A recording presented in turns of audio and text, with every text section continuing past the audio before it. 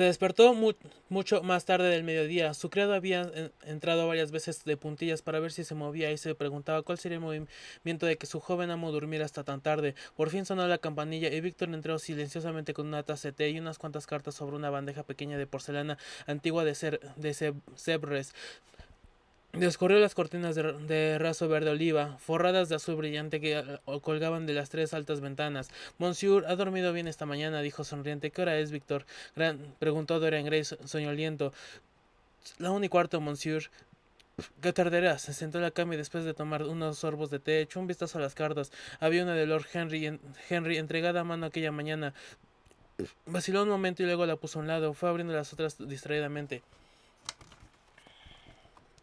Contenía la acostumbrada colección de tarjetas, invitaciones a cenar, entradas para exposiciones particulares, programas de conciertos de caridad y cosas por el estilo de las que llueven sobre un muchacho elegante durante la temporada. Se encontró una buena factura por un juego de tocador de plata labrada de estilo Luis XB que no se había atrevido a enviar a sus tutores, que eran personas muy anticuadas y no se darían cuenta de que vivimos en una época en que las cosas innecesarias constituyen nuestras únicas necesidades. Había también algunas notas corteses de prestamistas de Yermin Street ofreciéndole adelantarle alguna suma de dinero en cuanto la avisase y con intereses de los más razonables. Al cabo de unos 10 minutos se levantó y echándose por encima de una preciosa bata de cachemir bordada en seda pasó al cuarto del baño pavimentado de onís. El agua fría les despabiló después del sueño tan largo. Parecía haberse olvidado de todo lo que le sucedía. Una lejana sensación de haber tomado parte de alguna extraña tragedia le asaltó una o dos veces,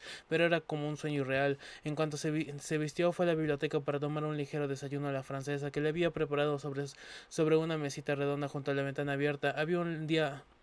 Hacía un día delicioso, el aire cálido parecía llevar disueltos aromas intensos. Una abeja entró volando y zumbó alrededor de un jarrón azul en forma de dragón que lleno de rosas amarillas tenía colocadas ante sí. Sentía perfectamente feliz. De pronto sus ojos repararon en el biomo que había puesto delante del retrato y se estremeció. ¿Demasiado frío para Monsieur?, preguntó su criado dejando una tortilla sobre la mesa. Cierra la ventana. Dorian negó con la cabeza. No tengo frío, murmuró. ¿Es todo aquello cierto? ¿Habían cambiado realmente el retrato? ¿O fue simplemente su imaginación la que hizo ver aquella expresión de maldad allí donde había un gesto alegre?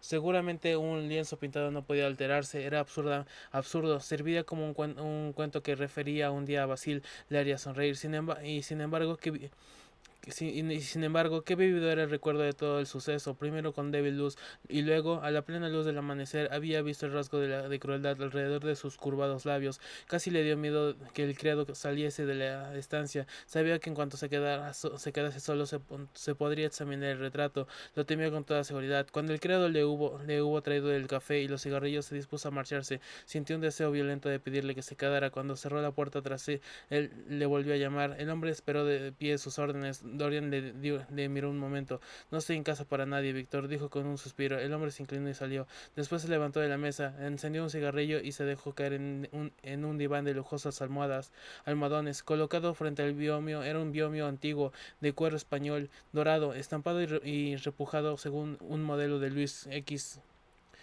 y B, bastante florido. Lo examinó con curiosidad, preguntándose si alguna vez antes habría ocultado el secreto de una vida humana. Debería apartarlo después de todo. ¿Por qué no dejarlo donde estaba? ¿De qué servía saberlo? Si la cosa era verdad, era terrible, y si no lo era, ¿a qué preocuparse? Pero si por alguna fatal casualidad unos ojos ajenos espiaban allí y descubrían el horrible cambio, ¿qué haría si venía Basil Hallgard y le pedía que le dejase ver su obra? O seguro que Basil lo haría. No había que examinar aquello, e inmediatamente cualquier cosa sería mejor que aquella espantosa incertidumbre. Se levantó y cerró con llave las dos puertas. Por lo menos estaría solo mientras contemplaba la máscara de su vergüenza. Entonces corrió el biomio y a un lado, y él se vio a sí mismo cara a cara. Era completamente cierto. El retrato estaba alterado, como recordó a menudo después, y siempre con no pequeñas con pequeño asombro. Se encontró al principio examinando el retrato con un interés casi científico. Que se hubiera producido una transformación semejante le resultaba increíble, y sin embargo era un hecho. Habían algunas útiles afinidades entre los átomos químicos constituyendo de las formas y colores sobre el lienzo y el alma que existía en él. Podría ocurrir que lo que pensara el alma lo realizara a ellos. Lo que ella soñara, lo que hacían ellos realidad, o habría alguna otra y más terrible razón. Se estremeció de miedo y volviendo al diván, se tendió en él a examinar el retrato con horror enfermizo. Se dio cuenta, sin embargo, que el cuadro había producido un efecto sobre él. Le dio conciencia de lo injusto y cruel que había sido con Sybil Vane. Todavía no era demasiado tarde para reparar el daño. Aún podría ser su esposa. Su amor irreal y egoísta cedería a alguna influencia más elevada. Sería transformado en alguna pasión más noble, y el retrato que le hacía Basil Hallward sería para él una guía durante toda su vida. Sería para él lo que le santidad para algunos, la conciencia para otros y el temor de Dios para todos. Hay opios para el remordimiento y drogas que podían embotar el sentido de la moral hasta dormirlo, pero allí estaba el símbolo visible de la degeneración por el pecado. Era un signo permanente de la ruina que los hombres causaban en sus almas. Dieron las 3, las 4 y sonó la media con su doble campanada, pero Dorian Gray no se movía. Intentaba reunir los hilos escarlata de su vida y trenzarlos según un modelo. Hallara su camino a través de vehemente laberinto de pasión por el que vagaba. No sabía qué hacer o qué pensar. Por fin se dirigió hacia la mesa y escribió una apasionada carta a la joven que había amado, implorándole que le perdonase acusándose de locura. Lleno página tras página de ardientes palabras de pesar y de pena. Hay algo de voluptuoso en hacerse reproches. Cuando nos culpamos sentimos que nadie más tenía derecho a censurarnos. En la confesión no el sacerdote quien nos da la absolución. Cuando Dorian dio fin a su carta se sintió perdonado. De pronto llamaron a la puerta y escuchó la voz de Lord Henry fuera.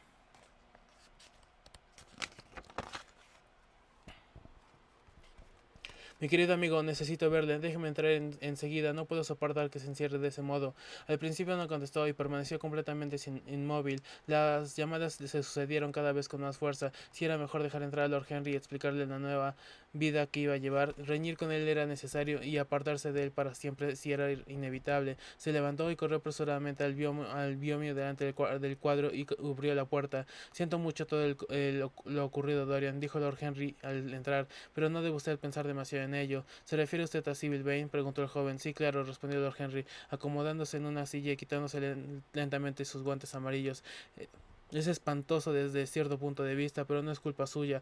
Dígame, ¿fue usted a verla entre vestidores cuando acabó la función? Sí, estaba seguro. ¿Tuvo usted una escena con ella? Estuve brutal, Harry, absolutamente brutal, pero ahora todo está arreglado.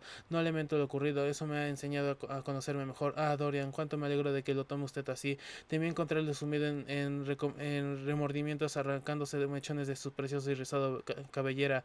He terminado con eso, dijo Dorian, moviendo la cabeza y sonriendo. Ahora me siento perfectamente feliz. Para para empezar, sé lo que es la conciencia. No es lo que usted me había dicho, es lo más divino que hay en nosotros. No se burle más de ella, Harry, por lo menos delante de mí. Quiero ser bueno. No puedo soportar la idea de tener un alma repugnante, encantadora base artística para la moral, Dorian. Le felicito, pero ¿por dónde piensa empezar? Por casarme con Sybil Vane. ¿Casarse con Sybil?, exclamó Henry, poniéndose en pie y mirándole asombrado y perplejo. Mi querido Dorian. Sí, Harry, ya sé lo que va usted a decir ahora. Algo terrible contra el matrimonio. No lo diga, no vuelva a decirme cosas de esas. Hace 2 días pedí a Sybil que se casara conmigo. No pienso faltar a mi palabra. Será mi esposa. Su esposa, Dorian. ¿No ha recibido usted mi carta? Le escribí esta mañana y le envié la nota con mi criado. ¿Su carta? Ah, sí, la recuerdo. Todavía no la he leído, Harry. Temí encontrar algo en ella que no me gustase. Destroza usted la vida con sus epigramas. Entonces no sabe usted nada. ¿Qué quiere decir? ¿Qué quiere usted decir? Lord Henry cruzó la habitación y sentándose junto a Dorian Gray, lo tomó ambas manos entre las suyas y se las estrechó apretadamente. Dorian dijo: mi carta, no se asuste. Le anunciaba que Sybil Vane ha muerto. Lo sabía. Y gritó de dolor, escapó de los labios del muchacho, que se puso en pie soltando sus manos de Lord Henry. Muerta, Sybil muerta, no es verdad, es una horrible mentira. ¿Cómo puede usted decir eso? Es completamente cierto, Dorian, dijo Lord Henry con gravedad. Viene a todos los periódicos de la mañana. Le escribí a usted diciéndole que no recibiese a nadie hasta que yo llegara. Se emprenderá una investigación como es natural. Usted no debe verse mezclado en ella. Cosa como esta pone de moda a un hombre en París, pero en Londres la gente tiene tantos prejuicios que no se puede nunca debutar con un escándalo. Hay que reservarlos para dar algún interés a la vejez. Supongo que en el teatro no conocen su nombre, ¿verdad? Siendo así, todo va bien. ¿Le vio a alguien ir a verla a su camerino?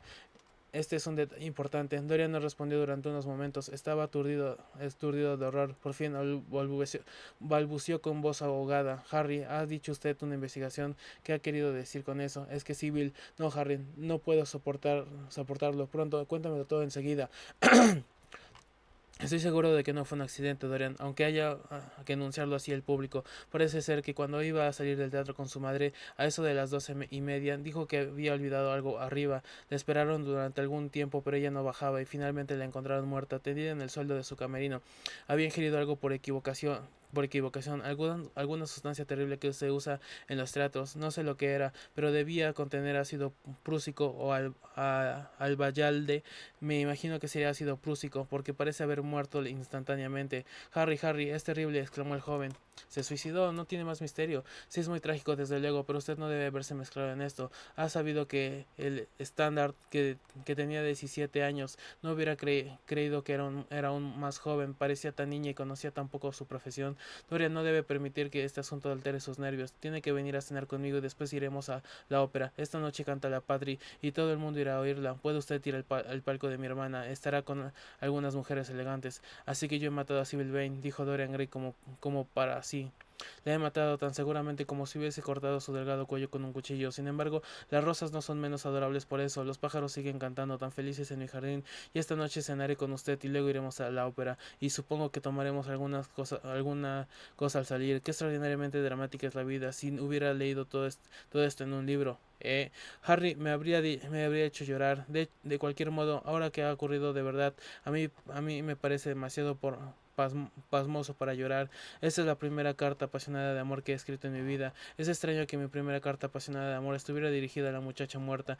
Puede sentir, me pregunto esos seres pálidos y silenciosos que llamamos muertos. Sibyl, ¿puede ella sentir, saber o escuchar? Oh, Harry, cómo la quería. Ahora me parece que hace años de eso. Ella lo era todo para mí. Luego llegó esa espantosa noche. Fue realmente anoche. ¿En qué trabajo tan mal? Con mi corazón casi se destrozó.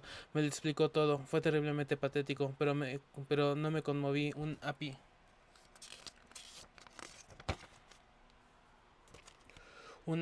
ápice. Le creí superficial. De pronto ocurrió algo que me espantó. No puedo decirle lo que fue, pero fue terrible. He dicho que quería volver a ella. Sentí que me había portado mal y ahora está muerta. Dios mío, Harry, ¿qué puedo hacer? No sabe usted en qué peligro me encuentro y no tengo a nadie que me aconseje. Ella lo ha hecho por mí. No tenía derecho a matarse. Ha sido un rasgo de egoísmo en ella. Mi querido Dorian, respondió Lord Henry, sacando un cigarrillo de su pitillera y sacando su caja de cerillas doradas.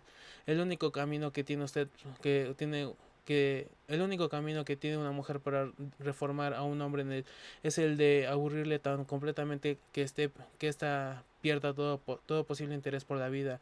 Si se hubiera casado usted con esa muchacha, habría sido usted desgraciado. Claro que usted la habría tratado bondadosamente. Uno simplemente puede mostrar bueno con las personas que le importan, pero ella hubiera descubierto pronto que usted le era indiferente, y cuando una mujer descubre eso en su marido, o se vuelve horriblemente desaliñada, o empieza a llevar sombreros elegantísimos que paga el marido de otra mujer. No diga nada sobre el error social que hubiera sido abyecto y que yo naturalmente no hubiera admitido, pero le aseguro que desde todo punto de vista habría resultado un completo fracaso. Supongo que sí, murmuró el joven, pasando por la habitación horriblemente pálido, pero yo creí que ese era mi deber. No es culpa mía que esta espantosa tragedia me haya impedido hacer lo que era justo. Recuerdo haberlo oído decir una vez que la fatalidad ronda los buenos propósitos, que siempre hacen demasiado tarde. El mío realmente era un buen propósito. Los buenos propósitos son vanos intentos para estorbar las leyes científicas. Su origen es pura vanidad, su resultado es la nada absoluta. No proporcionan de vez en cuando algunas de esas voluptuosas emociones estériles que tienen cierto encanto para el débil. Eso es todo lo que puede decirse de ellas. Son simplemente como cheques que los hombres girasen contra un banco en el que no tienen cuenta. Harry, exclamó Dorian Gray acercándose para sentarse a su lado. ¿Por qué no puede sentir esta tragedia tanto como debería? No creo que me falte corazón. ¿Qué opina usted? He hecho usted demasiadas locuras durante la última quincena para poder decir eso de usted. Dorian, respondió Lord Harry con su dulce y melancólica sonrisa. El joven frunció las cejas. No me gusta esa expresión, Harry, replicó, pero me alegro de que no piense que soy un desalmado. No soy nada de eso, sé que no lo soy, y sin embargo, debo admitir que lo que he ocurrido no me afecta como debiera. Se me antoja simplemente un maravilloso final de un asombroso drama. Tiene toda la terrible belleza de una tragedia griega, una tragedia en la que he tomado gran parte, pero por la cual no he sido herido. Es una cuestión interesante, dijo Lord Henry, que encontraba un placer exquisito en jugar con el inconsciente egoísmo del joven. Una cuestión muy interesante. Me imagino que la verdadera explicación a esta sucede con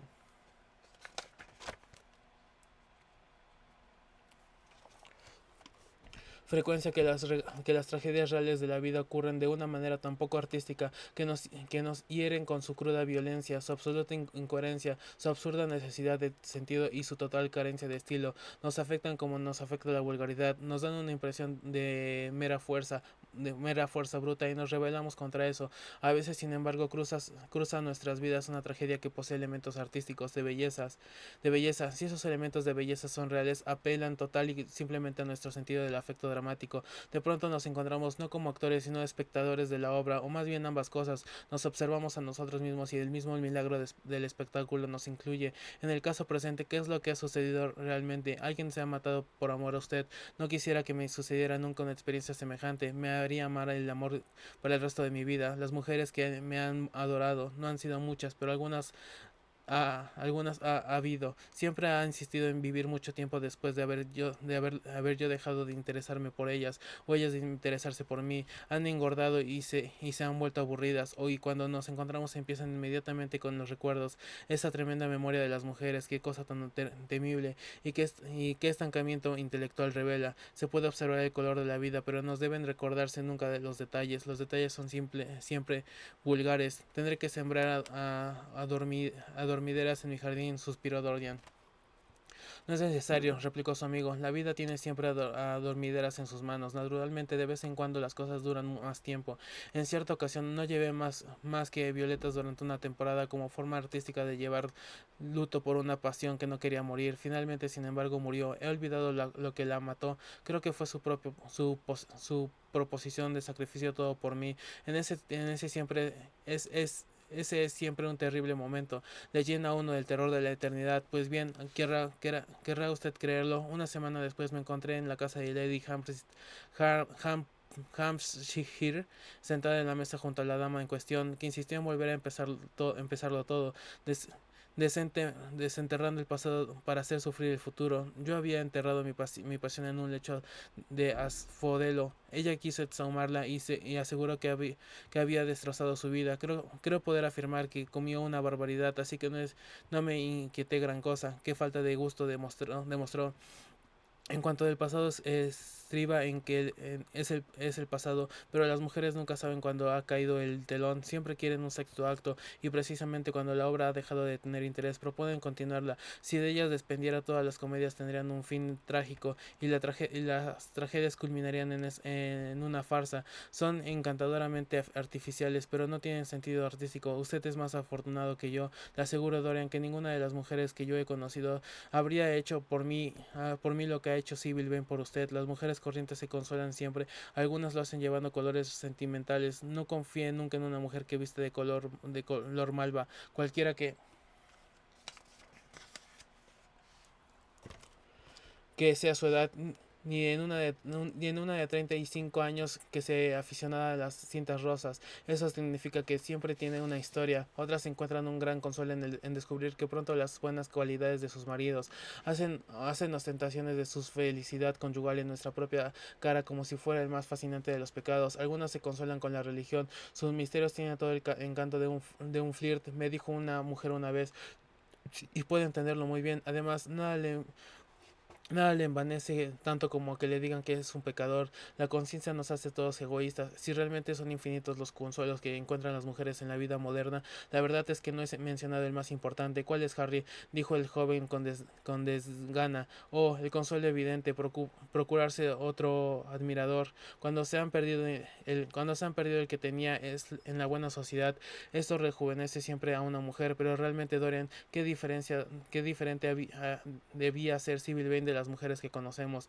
Encuentro algo completamente hermoso en su muerte. Me complace vivir en una época en que ocurren cosas semejantes. Nos hacen creer en la realidad de que las cosas con las que jugamos, como el sentimentalismo, la pasión y el amor, fue terriblemente cruel con ella. Olvide usted eso. Temo que las mujeres aprecian la crueldad, las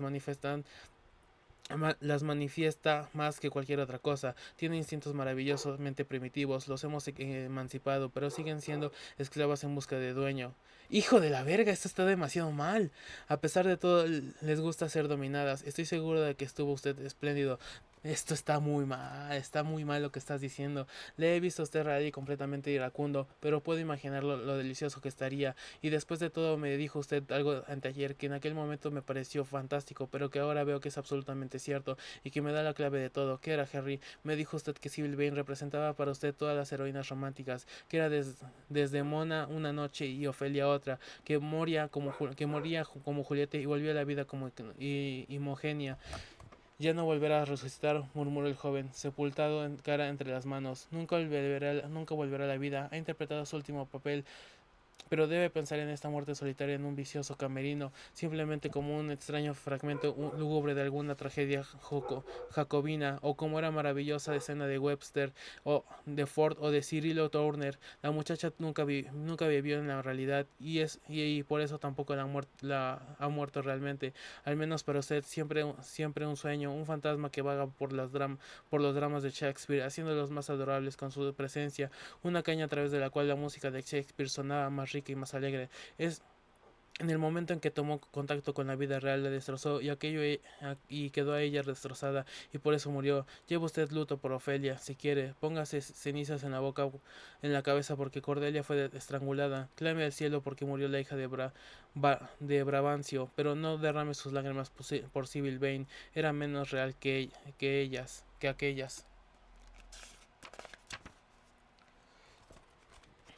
Sucedió un silencio. La tarde oscureció. La habitación silenciosamente y con pies de plata se deslizaban las sombras de jardín. Los colores se desvanecían de las cosas. Al cabo de un rato Dorian levantó la vista. Me he explicado a mí mismo, Harry murmuró suspirando aliviado. Sentía todo lo que he dicho, pero en cierto modo me daba miedo y no me atrevía a expresármelo. Qué bien me conoce, pero no volveremos a hablar de lo ocurrido. Ha sido una maravillosa experiencia, eso es todo. Me pregunto si la vida guardará todavía para mí algo tan maravilloso. La vida le reserva a usted todo, Dorian. No hay nada que usted con una extraordinaria belleza no sea capaz de hacer. Pero supóngase, Harry, que me vuelva macilento, viejo y arrugado. ¿Qué haré entonces? Ah, entonces dijo Lord Henry, disponiéndose a marcharse. Entonces, mi querido Dorian, tendrá usted que luchar por sus victorias. Ahora se las traen hechas. No debe usted conservar su bello aspecto. Vivimos en una época que lee demasiado para ser sabia, que piensa demasiado para ser bella. No podemos perderla a usted. Y ahora haría mejor en vestirse y venir conmigo al club. Se nos ha hecho tarde. Creo que me reuniré con usted en ópera, Harry. Me encuentro demasiado cansado para comer nada. ¿Cuál es el número del palco de su hermana? El 27, me parece. Esta es la primera fila de palcos. Verá usted su nombre en la puerta. Por cierto, mucho que no venga. Pero siento mucho que no venga usted a comer. No tengo ganas, dijo Dorian perezosamente, pero le estoy muy agradecido por todo lo que ha dicho. Verdaderamente es usted mi mejor amigo. Nadie me ha comprendido nunca como usted. Estamos solos en el principio de nuestra amistad, Dorian. Estamos solo en el principio de nuestra amistad, Dorian. O contestó Lord Henry estrechándole la mano. Adiós, espero verle antes de las 9:30. Recuerde que canta la Patty. Cuando cerró las puertas tras él, Dorian Gray tocó la campana y a los pocos minutos apareció Víctor con luces y bajo las persianas. Esperó impaciente a que se fuera. El criado pareció entretenerse demasiado en cada cosa. En cuanto salió, se precipitó hacia el biombo y lo corrió. No, no se había producido ningún otro cambio en el cuadro. Sabía la noticia de la muerte de Civil Vane antes que él mismo. Tenía conocimientos de todos los sucesos de la vida en cuanto ocurrían. La viciosa crueldad que destrozaba la fina línea de la boca había aparecido sin duda en el momento en que la muchacha debió el veneno que fuese, o era indiferente a las consecuencias. Se limitaba a conocer lo que pasaba en el alma. Estaba asombrado y esperaba que algún día viera producirse el cambio ante sus propios ojos, estremeciéndose al sentir a esa esperanza. Pobre Sibyl, qué romántico fue todo aquello. Con frecuencia había fingido la muerte en escena, luego la muerte misma la encontró y se la llevó consigo. ¿Cómo habría representado aquella terrible última escena? Le habría maldecido al morir. No había muerto por amor. El amor sería en adelante su sacramento para él. Había expiado todo con el sacrificio de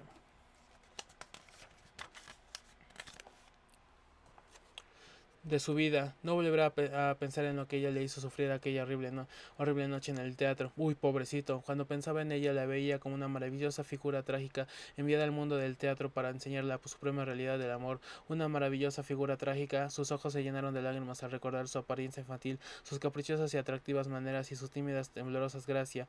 Les le las enjugó rápidamente y volvió a mirar el cuadro. Sintió que había llegado el momento de elegir, o había sido hecha ya la elección. Si la vida lo había decidido por él, la vida y su propia insaciable curiosidad por ella, juventud eterna, infinita pasión, placeres sutiles y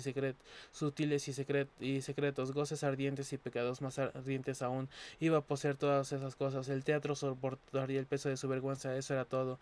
Una sensación de dolor le sobrecogió al pensar que la profanación que se preparaba para la cara pintada en el lienzo. Una vez, en un gesto infantil de narcisismo, había besado o fingido besar aquellos labios pintados que ahora sonreían cruelmente. Mañana tras mañana se había sentado frente al retrato, maravillándose de su belleza, casi enamorado de ella, como le parecía a veces. Iba a alterarse ahora con cada tentación a la que cediera, degeneraría en algo monstruoso y repugnante que tendría que ocultar en una habitación bajo llave, apartada de la luz del sol que tantas veces había acariciado el brillante oro de la ondulada maravilla de su cabellera. Qué pena, qué pena. Por un momento pensó en rezar para que cesara la horrible relación que existía entre él y el retrato.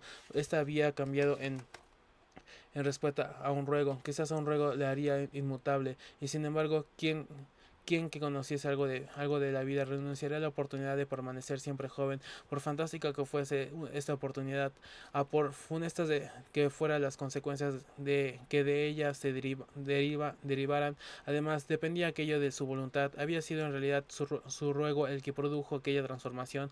No podría existir una curiosa razón científica para todo ello. Sí, el pensamiento podía ejercer su influencia sobre un organismo vivo. No podría también ejercer su influencia sobre las cosas muertas e inorgánicas. Más aún, no podría las cosas externas a nosotros sin pensamiento o deseos conscientes vibrar al unísono con nuestros humores y pasiones, llamando a un átomo a otro para un amor secreto de entraña afinidad.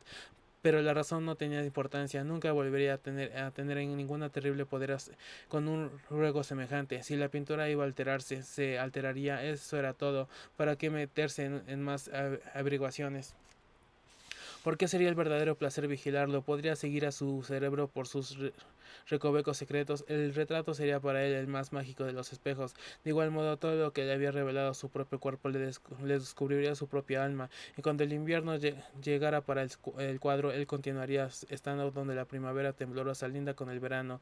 Cuando la sangre se desvaneciese de su cara y dejara tras de sí una pálida máscara de oscuro de ojos inexpresivos, él conservaría el esplendor de la adolescencia. Nunca se marchitaría las flores de su lozanía. No se debilitaría jamás un pulso de su vida como los dioses griegos, y él sería siempre fuerte.